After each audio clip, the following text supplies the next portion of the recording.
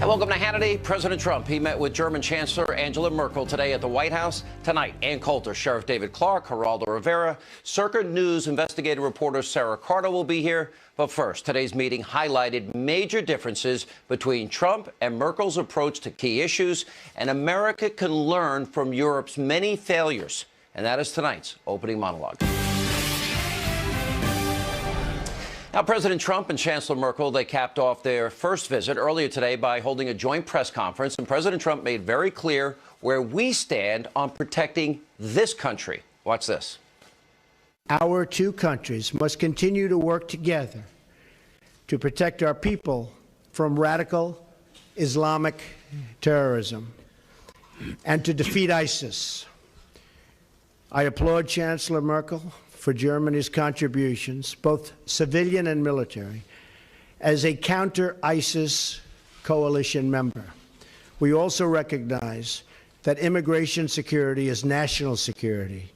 We must protect our citizens from those who seek to spread terrorism, extremism, and violence inside our borders. Immigration is a privilege, not a right, and the safety of our citizens must always come first. Now, we've been covering in depth on this show how President Trump has promised to do everything within his power to stop radical Islamic terrorists from entering this country and putting you, the American people, in danger. Now, he plans on doing that in part by enacting extreme vetting of refugees. However, as we told you last night, the alt-radical obstructionist left here in America is trying to stop the president, and by doing so, they are showing that they are perfectly willing to gamble with your lives, the lives of the American people. At this point, in my opinion, the left here at home, they want to copy Germany and Europe's practice of letting waves of unchecked refugees pour into their countries. But tonight, the alt-radical left, they may want to think twice about this, and we'll show you exactly why. Now, here at home, we've seen an increase in radical Islamist attacks. Top officials have repeatedly warned that ISIS can, in fact, infiltrate the refugee population. And according to the FBI, there are 1,000 active ISIS-related cases right now in all 50 states. And earlier this month, the Attorney General, Jeff Sessions, revealed this shocking statistic about these ongoing investigations. Take a look. Today, more than 300 people, according to the FBI, who came here as refugees are under an FBI investigation today for potential terrorism-related activities. And in Europe, it's become far worse and more violent. Now, the continent has become the epicenter of terrorist attacks against the West. Now, since 2014, Europe has taken in over 3 million refugees and asylum seekers. Germany has led the way in Western Europe by accepting nearly 900,000 refugees in 2015 alone. Last month, Germany's Domestic Security and Intelligence Agency, the BFV, said the number of radical Islamists in the country has grown considerably, rising from just 100 in 2013 to almost 1,600 this year. And what we've seen is devastating and brutally violent attacks. Now, in November 2015, radical Islamists, they launched a series of attacks in Paris targeting a stadium, a cafe, a concert hall, where they slaughtered 130 people and wounded hundreds of others. And then in March of 2016, explosions at the airport and a metro station rocked the city of Brussels. On that case, 34 killed, and that's 34 innocent travelers, including Americans, 150 injured. And a few months later, in the city of Nice in France, during the French National Day, a truck attack killed 84 people, including 10 children. More than 200 others are injured. And days before Christmas in 2016, in Berlin, Germany, an Islamist plowed a truck into a crowded Christmas market, 12 dead and 50 more injured. Here's the bottom line here. Liberals in this country can continue to be naive, have a pre-9/11 mindset with the hopes that another major attack is not going to happen. They can hope, they can pray, or we should be smart and vigilant and fully aware of all these dangers we face and allow President Trump to harden the policies and procedures so we can keep all of you and all of America and all of our children safe. Here now with reaction, the author of the best-selling book, In Trump We Trust, E Pluribus Awesome, Ann Coulter. And to me, this comes down to a very simple, basic, fundamental choice. The inconvenience of a few guests that want the privilege to be here, the inconvenience, or the gambling with the lives of the American people? Why is that such a hard decision for people? No, and you're right in your monologue. Why can't we learn from Western Europe? Just a few weeks ago, German intelligence reports that 1,000 German residents have gone to fight with ISIS. Hundreds of them have come back to Germany, and what does Merkel do? She's setting them up with welfare because, you know, if they don't have a lot of welfare, that could radicalize them. Why don't we believe what these migrants say? They come to countries, they rape women, they're having a very difficult time learning not to rape women, even if they're infidel whores and have short skirts. What other immigrant group could not stop itself from raping masses of women? They march around saying, no, you're going to live under Sharia law. They commit terrorist acts. It's right in front of our eyes. And can you imagine? I mean, what Merkel has done is spreading throughout Western Europe. But just in Germany alone, combining German military discipline with Islamic ideology, it's terrifying what we're up against. Why would you do that in this country? And meanwhile, they keep trying to distract us with Russia, Russia, Russia. Russia is probably one of our better allies in the fight against Islam. They've been dealing with these Islamic terrorists for centuries now. And you remember, they're the ones who warned America about the Tsarnaev family that blew up the Boston Marathon. But no, our government officials wouldn't listen. Let's just worry about Russia now that how long ago did Reagan win the Cold War? It's over. It's 6 months of a conspiracy lie. I mean, it's been nonstop. Here's a really tough question. I know you'll touch it, but so many are afraid to touch it. If you grow up under Sharia and you're a man and you think you have the right to tell women they can't drive, travel, they've got to dress a certain way, they can't be seen in public without a male relative. If you think you can throw gays and lesbians off of big buildings and kill them or hang them, if you persecute Christians and Jews, how do we know? How do you ever vet somebody's mind and heart if your culture, you grew up, that's what you learned, which directly contradicts our constitutional values? How do we vet that? Is that possible even? No, you're absolutely right. In addition to the fact that there is no, Syrian FBI, they don't have a computer database, and there was testimony before the Senate last year saying there's nothing to vet, there's nothing we can look at. I also think it's worth mentioning, maybe you've shown these, and if you haven't, you should. I tweeted it out a few weeks ago, photos of women going to college in Afghanistan not that long ago. It was in the 70s, and it looks like an American college campus. They're wearing, skirts and button-down shirts and carrying their book bags. Things can turn overnight when you're bringing in these masses of people from very, very different cultures and make it a hate crime to ask them to assimilate, for the cherry on top. And they have no intent of assimilating. Plus, what are we getting out of this? It's one thing if we're bringing in nuclear scientists or engineers. I don't think we're getting a lot of those. But the vast majority of refugees are just instantly coming in, sucking up welfare that's meant for our people. Yeah. Let me ask you a political question. One of my favorite clips of the snowflake left is you were on your buddy Bill Maher's show. And it's like June or July of 2015, and you say, yeah, Donald Trump has the best chance of winning. And the crowd just is laughing at you. I don't think they're laughing now.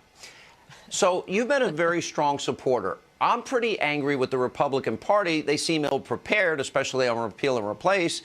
And it seems like the president's trying to clean it up. Hopefully they get there. Hopefully they get consensus. Are you happy with how things are going so far?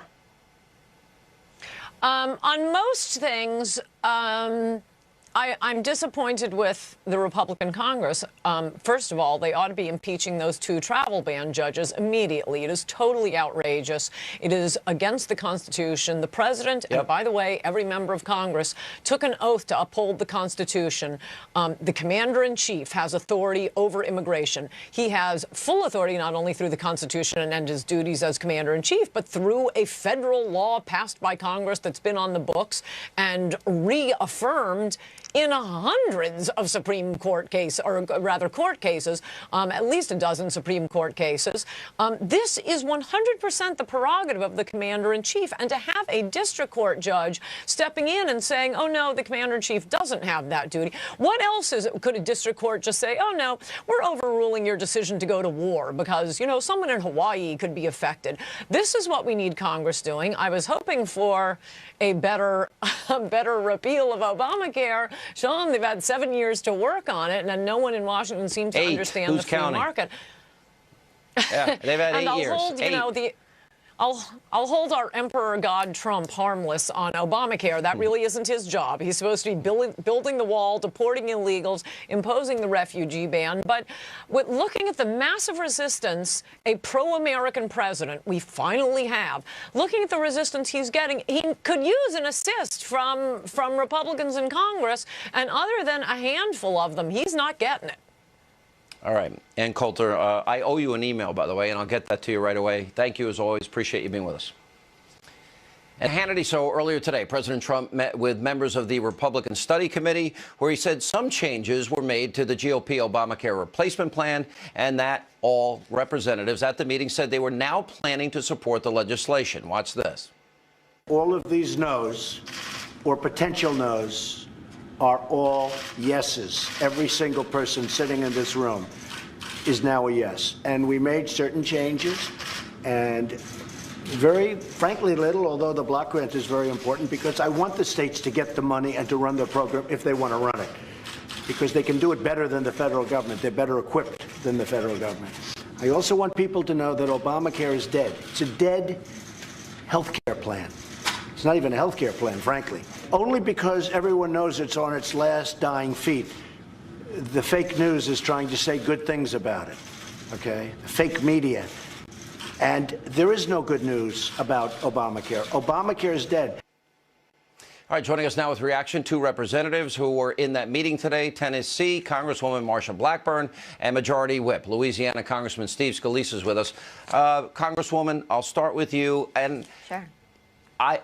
Look, the Republican Study Group is a conservative group within the Congress, but it's not as conservative as, say, the Freedom Caucus.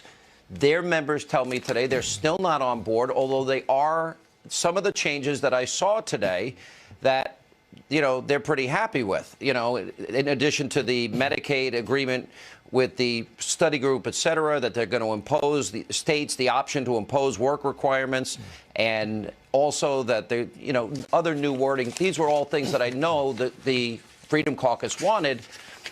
How close do you think we are to getting them on board, too? I think we're very close, Sean. This is a bill that's moving the right direction. And today, the Vice President and President asked us to work with them, which, you know, we've been working with Whip Scalise. We have been working with the White House, and they've asked for our support on this. And I think it's important for Republicans to have a win. As you've said, this has taken longer than it should have taken. We need to continue to work on the Medicaid expansion, address those issues, and make certain that this is a bill that Republicans can support and send to the Senate for them to take up the House bill. Yeah. Steve, where are you with the Freedom Caucus guys? Because they've been the ones that have communicated with me the most, that they say the president, A++. He's been reaching out to them, talking to them. They appreciate it. The president's listening. Some changes they wanted are in the bill, but they feel the leadership has not reached out as much to them. Why? I've been talking to Freedom Caucus members directly, Sean. In fact, today at the meeting with the RSC chairman, Mark Walker, and other RSC members, there were two Freedom Caucus members there who said they're going to vote for the bill, which included one member, Gary Palmer, who had voted against the bill in the Budget Committee yesterday. So with these changes, you talk about something revolutionary, block granting Medicaid, giving governors complete ability to block grant the Medicaid program. That's a revolutionary reform conservatives have been wanting for decades. That's now agreed to by the president, and that'll be in the bill. And the work requirements, where those are two things that they told me. Those are two things specifically that Mark Meadows and Jim Jordan told me that they wanted in the bill. Can we? Right. Is Those there are big anything wins, and that's what Yeah. brought They're big some of the wins. Freedom Caucus members that Right. were in the room today to say they're now for the bill. So this, like Marcia said, this bill's moving in the right direction, and members are engaged. But what's most important, Sean, the president is directly engaged. President Trump said, "I am behind this bill 100%." He wants this bill on his desk to repeal and replace Obamacare and put patients back in charge By the their end of health next care. week. So his help is a lot. Yeah, his help right. has Now, been tremendous, Marcia- and he's rolled up his sleeves and gotten to work on this directly. Yes. Is there anything to learn from this? In other words, should consensus have been built before the bill instead of this public fight and intramural squabbling civil war? Because from my perspective, you cannot not do this. We're at the point, this is the president's first major signature legislation here. And it seems that it was maybe you wrote the contract before the deal points were made. It seemed like you got the cart ahead of the horse a little bit. Do you think it could have been handled differently, yes. better? I do. You know, one of the things Republicans don't take the time to do is establish the predicate. And Republicans should have started talking about why we have to repeal and what we're doing to put patient-centered health care in place. We should have been doing that coming November 9th. Right. And then leading up to this, building out that big picture, and then working more closely, conservatives, us House conservatives, with the leadership and, of course, with the White House. The president and vice president have been terrific. They've said, tell us what we need to do. We're right, let me working ask on this this. last Let's question. solve it. Yes. And it's, the Congressman, you think you're going to have the requisite number. Are you working hand in hand with the Senate? Is the Senate bill going to be much different? And when you get the House and Senate together in conference, are you confident that this is all going to get done? Yeah, I think most senators like the direction losing we're is going. not an option here. Yeah. That's right. Failure is not an option. But look at this, Sean, something else that just got included that today brought National Right to Life to write a letter of strong support of this bill. This will probably be one of the most pro-life pieces of legislation with the high protections and defunding Absolutely. Planned Parenthood. That's a big win, too, for conservatives. That's a big So win. that's They also are in the bill. enormous wins. Those are Yeah. things that we have wanted to see happen, and I think the Senate is going to be There are a lot of good ready things to in take there. I our bill agree. up. Yeah, they're going All to right, be guys. ready Well- to take it up. Thanks. All right. We're going to see you both next week, hopefully, and maybe we can get this thing Sure. finished. And up next tonight, right here on Hannity. Don't even think about it. We will build the wall. Don't even think about it. The president promising the border wall will in fact be built. This as his new budget proposal slashes funding to sanctuary cities. Geraldo Rivera, Sheriff David Clark joined the debate, and also later tonight. What time did y'all start drinking today? We didn't stop from last night. Adderall all day and night. Woo! Tonight, another sneak peek from our spring break special that begins next week. Don't even think about it. We will build the wall. Don't even think about it. Our southern border will be protected always. It will have the wall. Drugs will stop pouring in and poisoning our youth. And that will happen very, very soon. All right, that was President Trump in Nashville earlier this week, promising to secure the southern border and finally build the wall. Meanwhile, President Trump's proposed budget takes aim at sanctuary cities. The LA Times described this budgetary proposal. They wrote, quote, Trump wants to slash $210 million in federal reimbursements to state and local jails that hold illegal immigrants convicted of crimes while in the country illegally. Joining us now with reaction, author of Cop Under Fire, moving beyond hashtags of race, crime, and politics for a better America. Milwaukee County Sheriff David Clark, Fox News correspondent at large, Geraldo Rivera. Geraldo, you and I go back and forth on this, and, you know, every time I point out to you, I sat there with all these local law enforcement guys in Texas, and there was 642,000 crimes in a 7-year period committed against Texans alone, including rape, including murder, including drugs, including kidnapping. I mean, to me, this is now common sense. I really, you like to say you're a common sense guy. Isn't that common sense? First of all, let's start on a happier note. I wore this green tie in honor of you, my Irish brother from another mother. And Yeah. Sheriff Clark, nice to see you.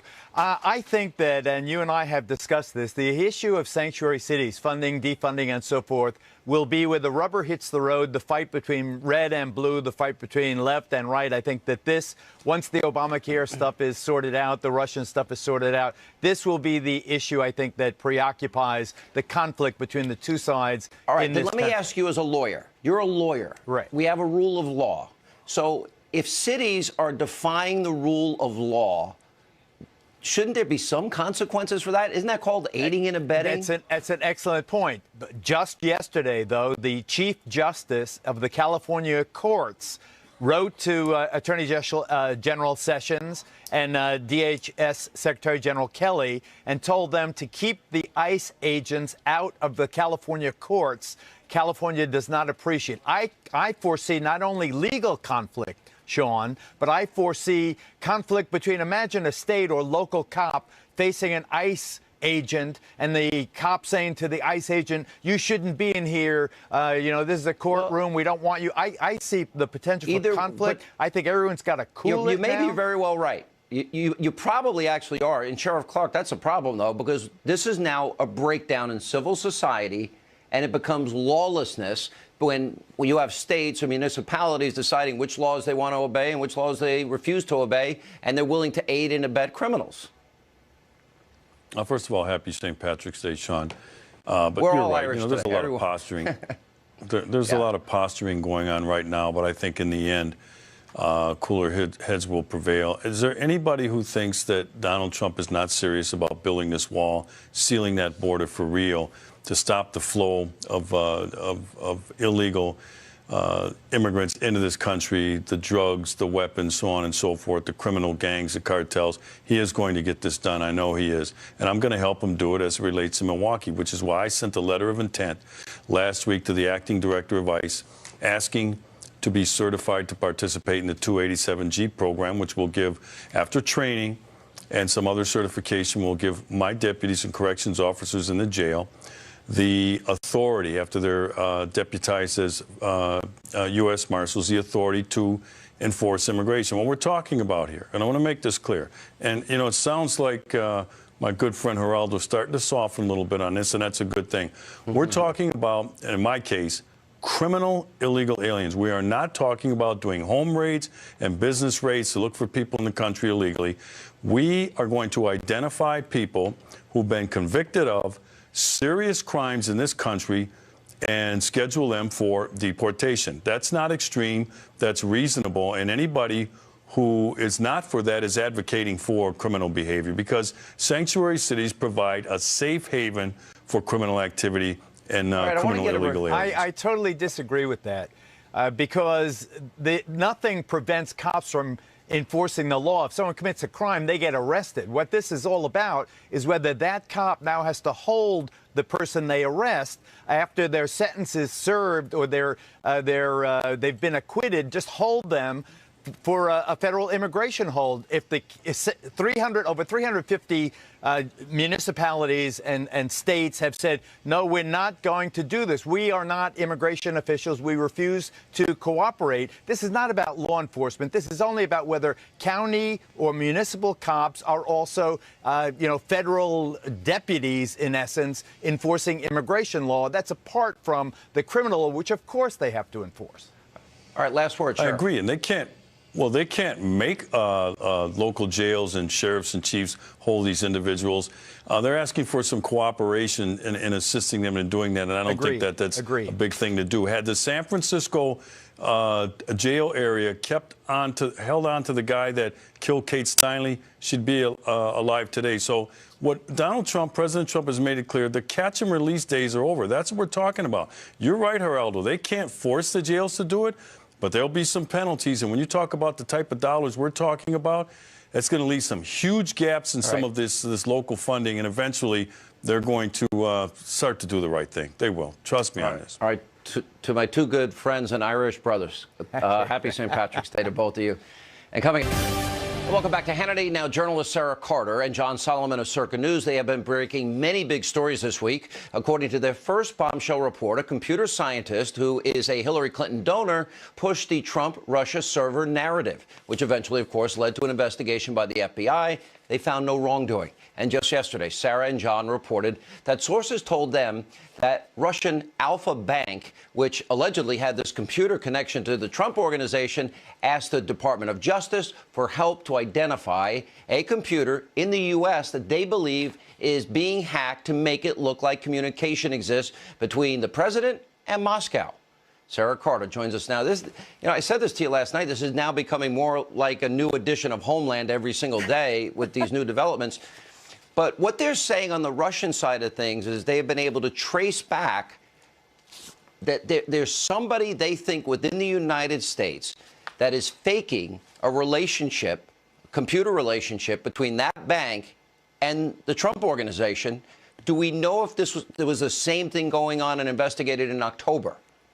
They suspect that it was. That's very interesting, because even back in October, they were very concerned about this. Although there was no data going between the two servers, they were still concerned that it happened. So what they did was they basically intercepted. They put something inside their computer server in order to track and trace if this happened again.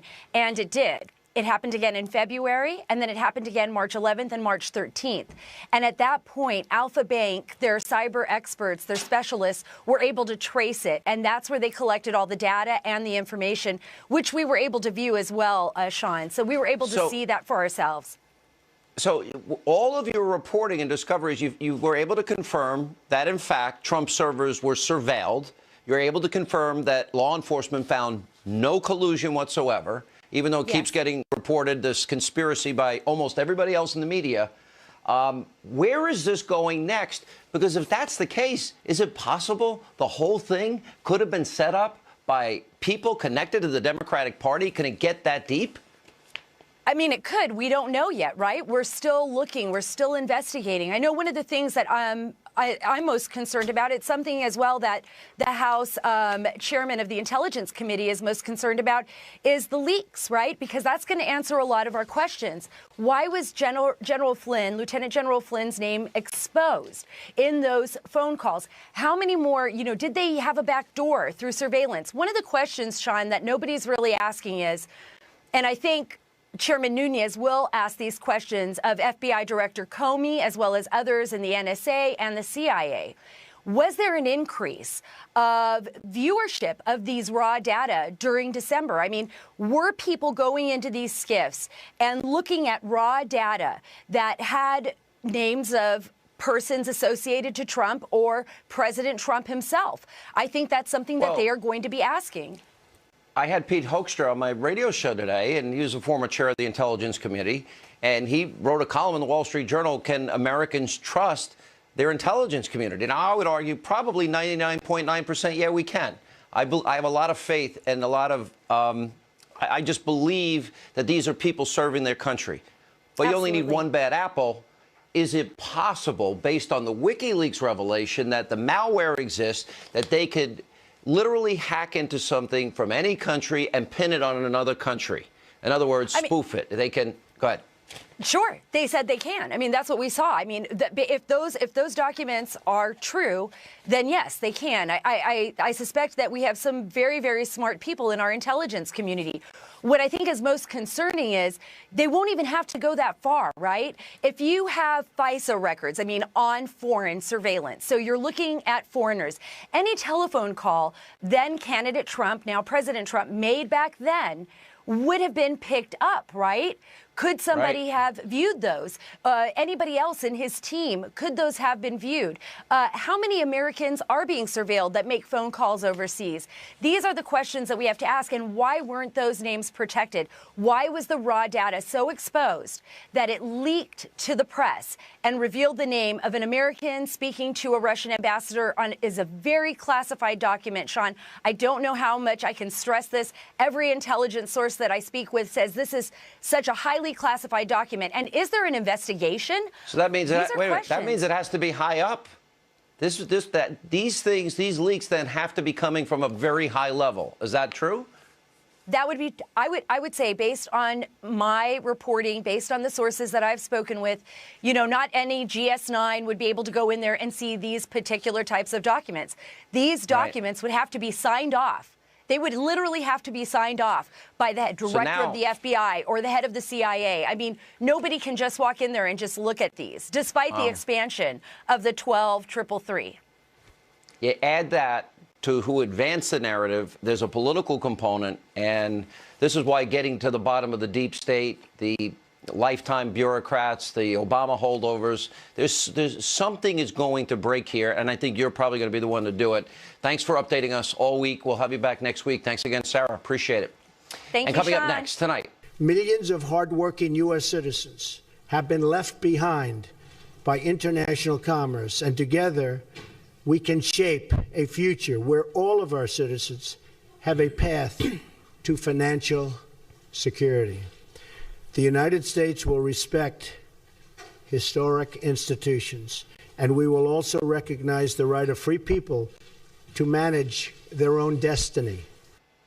Hi, that was President Trump earlier today during a joint press conference with German Chancellor Angela Merkel, talking about the need for fair trade policies between the U.S. and our trading partners. Joining us now with reaction, former UN spokesperson Rick Grenell and Fox News contributor Lisa Booth. Rick, I'll start with you. The most amazing thing, a lot of conservatives like him on the Supreme Court, vetting the wall, his economic plan that will be upcoming, reforming the tax code, energy independence. But a sticking issue, Rick, is the issue of trade. One of my best friends, Mark Levin, that's the thing he worries about the most. What's your reaction? I think he's negotiating all the time. That's my take, my interpretation.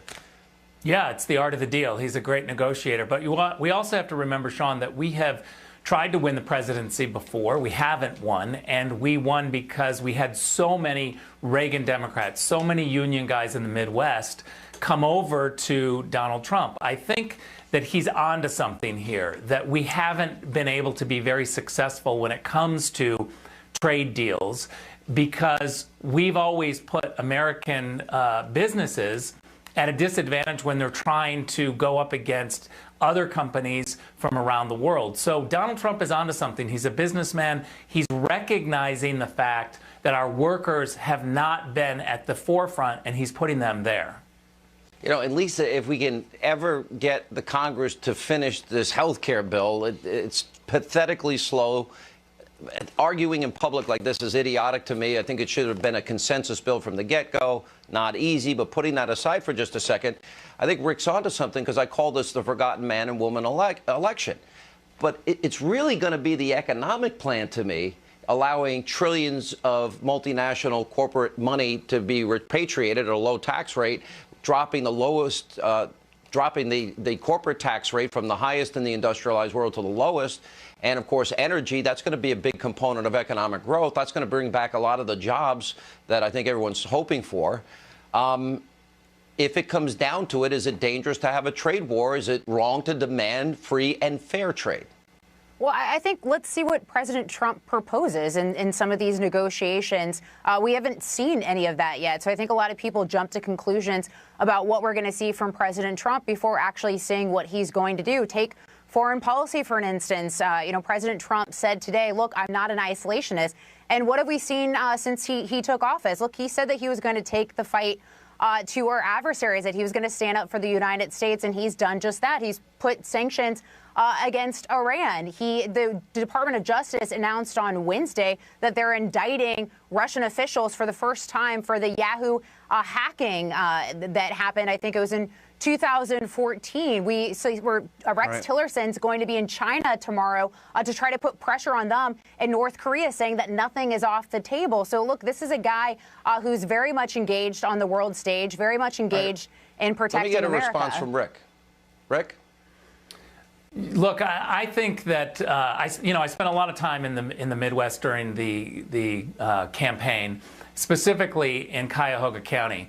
And I just saw from the beginning in early September, Sean, where you had voters, men and women who were part of unions who had said, I just haven't been able to vote for a Republican lately, and I'm really excited. I'm not only voting for Donald Trump, but I'm really excited to vote for Donald Trump. He is onto something in terms of being able to bring back corporate money back to the United States, while at the same time fixing some of these policies that have not benefited our men and women who are working in unions. I was told by one guy in Cuyahoga County that he was a Democrat, union guy. He didn't want to hear any more about climate change because what he heard when Democrats talked about climate change was that he wasn't going to be able to build anything anymore. He was an electrical union guy. He wanted to produce. He wanted to go forward, and the Democrats were losing him. All right, guys. Thank you both. By the way, Rick, your tweets are hilarious. You remind me of me on Twitter. Coming up, I'll have to look at them.